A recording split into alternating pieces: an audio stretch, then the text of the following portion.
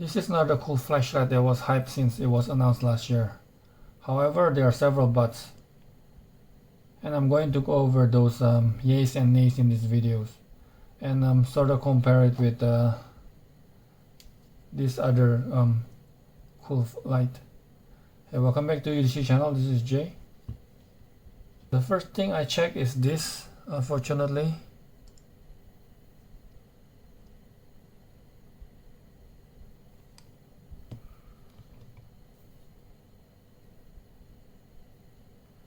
I had a bad feeling about this moving part even before reading the feedback from other users.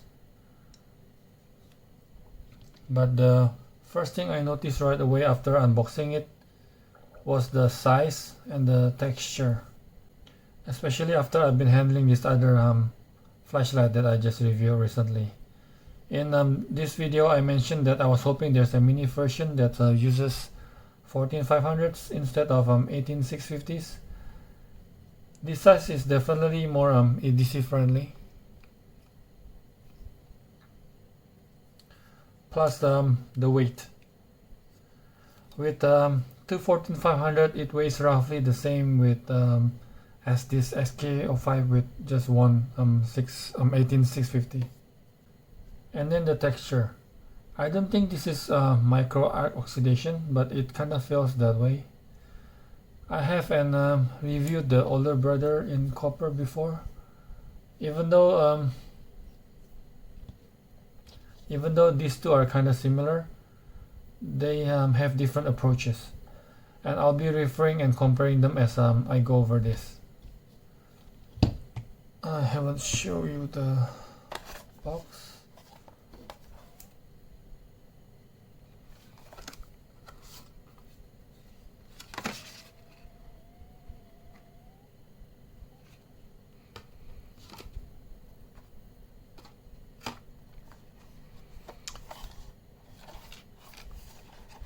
Interesting opening mechanism.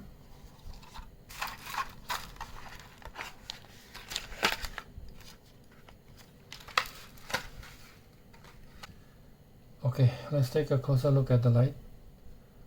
There are two versions currently, the RGB and the UV side light, each with either all black or this white and black two-tone colors, which I prefer, just like the color or version option in the SK05. I kinda dig these two tone combinations. As mentioned earlier, even though these two are kinda similar, they are using different approaches. For example, this side switch plus rotary combo. The rotary is used for brightness ramp and for a color switch, versus the mode switch selection on this SK05. It's using a separate toggle switch instead, which works, but it's not as clean looking. Too many things going on. Also on this side with the USB port, there are too many separations and screws. Plus, not sure how this affects the waterproofing. The USB flap is also not as nice. It's too easy to be accidentally open. Plus, with this many LEDs and switches, there isn't any battery indicator at all on the RGB one, while the SK05 Pro is using a very intuitive one.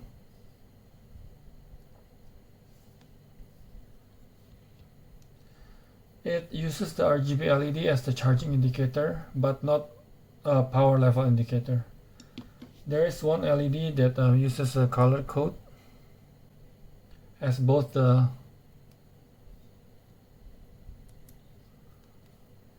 battery and the charging indicator on the UV version. One of the two biggest flaws is that the switch is located in the wrong position, in my opinion. Does not feel natural at all, unless you're a lefty. I'm not sure why nobody talk about this, or I'm just being too picky. Shear width is on this side instead, just like the SK05. Again, this is my honest opinion, not because I favor this one. It's just that they're kind of similar and came out about the same time, and both which I was looking into since last year. It's hard not to compare them. This is its natural benchmark. There are things that the X2 Pro does better, which are also mentioned here in this video. I'll try to be as unbiased as possible. I like that it uses the dial as the rotary to control the brightness on one of the modes. I do wish it used the same way for all the modes. This is the most natural way to control brightness in my opinion. One thing though, the scroll is kinda too long. You have to scroll a few times, especially on the throw and flat ramp.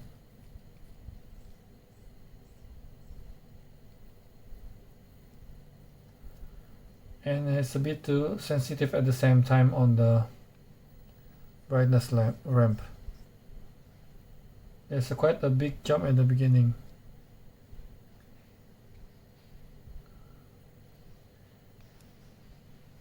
Another big flaw is this moving part, as mentioned earlier. It wiggles quite a bit fresh out of the box. Some worse than others, I think. My UV wiggles a lot more than my RGB. So much that it rattles. I much rather it fixed in one stationary position. Don't get me wrong, the 20-degree angles does make a difference.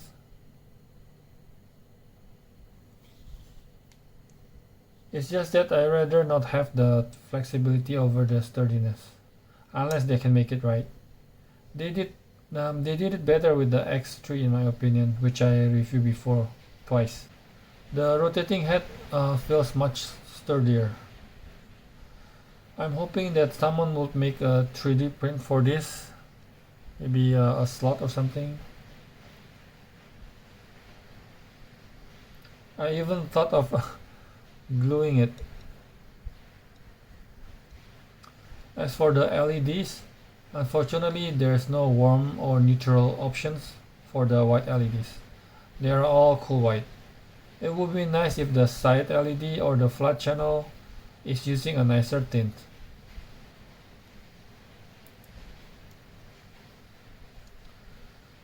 However, they're a nice clean white though. No greenish tint. It's using special lens for both the front and the side LEDs.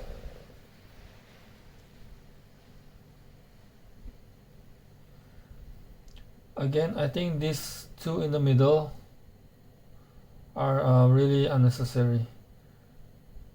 These two are enough for the transition from flat to throw and vice versa. I much rather put the UV and the RGB here and remove this side part altogether. Also, that way we don't need to choose between the red and the RGB and the UV. We can get both. There are 8 tritium slots, 4 in the front and 4 in the back, at least for the 1.5 times 6 millimeter. I've seen some put longer tritiums or glow sticks in the long slots as well. I like that this time is symmetrical, even though the design is not symmetrical, which I wish this was also the case with this one, instead of just 3 in the front because of this lanyard hole.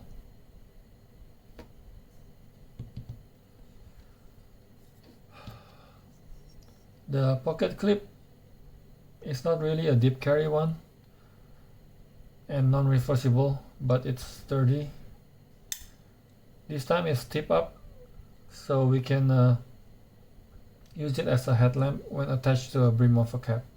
This also have a magnetic button, which makes it more versatile, especially when combined with the side LED. but obviously it doesn't work when using the optional tactical switch. I'll talk more about it when going over the UI later. Unlike these flat ones, these are using replaceable batteries, which I much prefer. I rather lose the thinness and the portability and over the built-in batteries. What bugged me on this X2 is that it's using a standard size 14500 batteries, but they won't let us replace it. This, on the other hand, just like the SK05 Pro, can even use a single battery in any slot.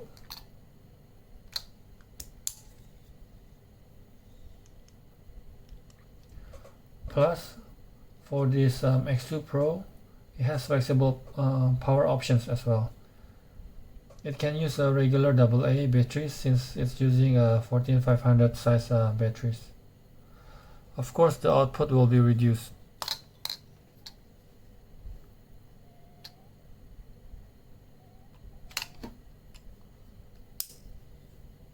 There is this included railing part which can be used in the helmet, which I think I'll and most people will never use, and maybe should be an optional accessories instead.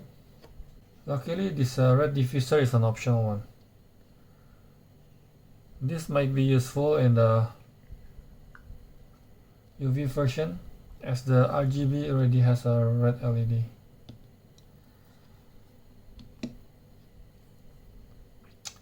For the UI, let's start from the main LEDs. There are three options for the toggle switch: off or lock, side LEDs, and front LEDs. One click for on, one click for off. Long press to cycle from low, medium, high. What's interesting is that each of the low, medium, high has their own memory on which flat or throw channel they were last in. Not sure why, or if it's helpful or confusing. Double click from on for turbo, which uses all 4 LEDs at the same time, but doesn't work from off for some reason. And there is no strobe or any other special modes for the front LEDs. Rotate the wheel to switch from flat to throw, and vice versa for the other direction. Okay, next is the side LEDs. Note that they can't be switched on the fly. It turns off when we switch the mode. Let's start with the white. One click for on, one click for off. Double click from on for turbo. Double click from off for red and green blinky. Another double click for red and white. Another double click for red and blue. Rotate the wheel to ramp the brightness up and down, which is the most intuitive way of using a rotary switch. However, I think it's a bit too sensitive at the lower level.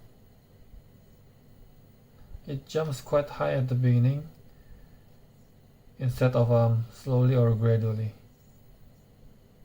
The side LEDs are also memorized, both the which LEDs and the output level. Long press from on to toggle between the white and the other mode, which is either RGB or UV, depending on the option you opted for. For the RGB, one click for on, one click for off. Double click from on for a beacon in the selected color. Double click from off, still the same multicolor blinky. Rotate the wheel to switch colors. There's no way to control the brightness though on the color modes, and you can change the color while on blinky. Okay, for the UV, obviously there's no multicolor blinky mode. In fact, there's no blinking mode at all. The white is the same, exactly the same. and the UV is just one mode, on or off. But as mentioned earlier, it does get this battery and charging indicator. I don't know, I just feel that the UI can be done better, especially with the 3 switches. 4 if you count the optional tactical switch. Okay, as promised, first of all, the design. I think Angular design would look nicer and match the rest of the design language. This round one kind of feels out of place. Kind of makes the light almost look like a vape.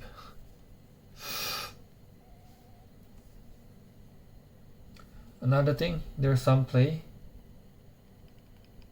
Enough to rattle. I guess that's what you get with the detachable moving parts.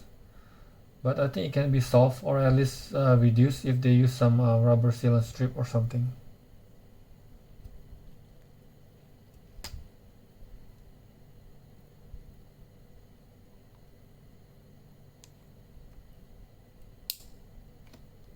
And then the UI. First of all, it only works when the toggle switch is on the front LED. Then all it does is turn on the last mode selected on the side switch. It can't switch mode, can't change brightness whatsoever, let alone to have a shortcut to turbo or strobe, which is what tactical switch is usually for.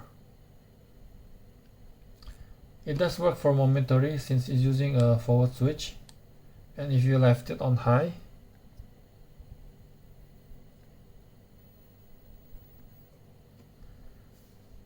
I guess it sort of works as a tactical switch. Plus I guess it can also be used for Morse code as well. Just do half presses.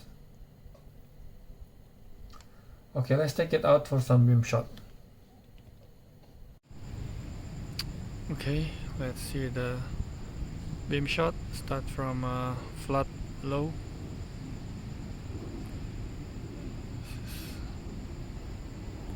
All flat. Switch to throw.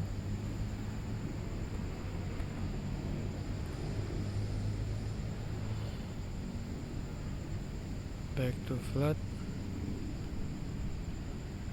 Pop up to medium. Medium flat. Switch to throw.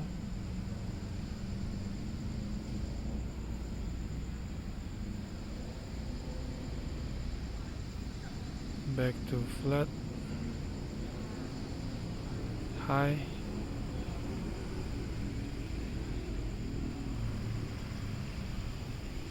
Switch to throw.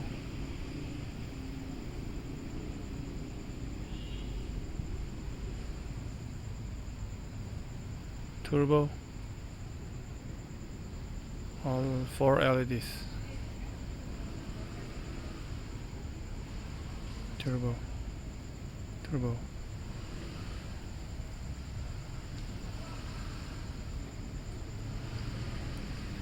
Let's see the side LED.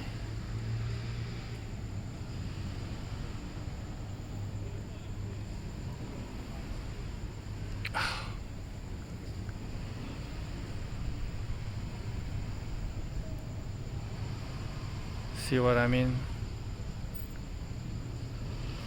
It will be easier if it's this side. Okay. One more time. Let's first see the flat. Flat low. Medium. High.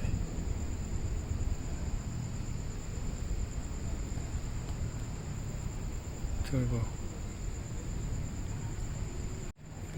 Now let's see the throw from low, medium,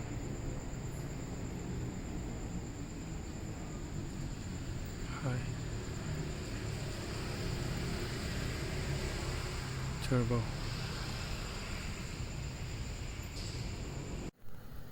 Okay, let's summarize this. I feel like it's trying to do too much, A lot going on with the design, and the two major flaws for me. This moving part design feels clumsy and wobbles. Probably will be the first thing that might break. I much rather it's a fixed position, or just move the UV and RGB on the front in these two small slots, as they feel unnecessary. The spot and the flat channels are already sufficient in my opinion. Plus, all three of the white options are cool white. I wish that the side LED or the flat channel are using warm or at least neutral white option with a better tint. Another thing is the position of the switch. I do like the toggle switch button and rotary dial combination. It's just that I think it's on the wrong side, unless you're a lefty. It's much more natural if it's on the other side. So I can point the side LEDs that way and this front LED this way. And the design on the toggle switch is not an elegant one in my humble opinion. I do like the more portable size, the flexible battery options, and the finishing on the white one. Overall, I still like the design. I just think it can be a lot better, both the design and the UI. Even without this SK05 Pro as the benchmark, I'm still a bit unsatisfied with it, especially for the two things that I mentioned. I think I'll stick to my X2 copper for now, but that's just my personal view. Others, including yourself, might like it. It's priced well enough for you to give it a try if this intrigues you. I apologize if I'm being too harsh or critical. Hopefully our friends at Wuben take it as a constructive criticism, and hopefully they'll do some improvement when and if they come up with the premium metal options. They're already teasing the next G5 and X4. That X4 looks dope and seems like no moving part. Looking forward to it. Okay, I think that's it for now. As always, thanks for watching and see you in the next one. Bye now.